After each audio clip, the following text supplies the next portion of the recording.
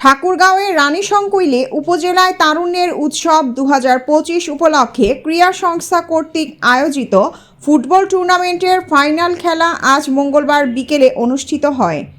আব্দুল জব্বার, ঠাকুরগাঁও, রানীশংকৈল থেকে।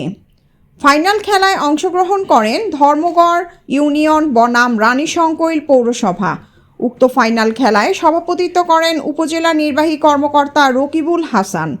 বিশেষ অতিথি হিসেবে উপস্থিত ছিলেন আতাউর রহমান, সভাপতি উপজেলা বিএনপি, আলাম্মা আল বিন নূর আলিফ, সাধারণত সম্পাদক উপজেলা বিএনপি, মিজানুর রহমান জামায়াতে আমির রানীশংকৈল উপজেলা, রজব আলী জামায়াতে সেক্রেটারি রানীশংকৈল উপজেলা, আব্বুল কাশেম চেয়ারম্যান ধর্মগড় ইউনিয়ন পরিষদ ও বিভিন্ন দলের নেতাকর্মী সহ বিভিন্ন মিডিয়ার সাংবাদিকবৃন্দ।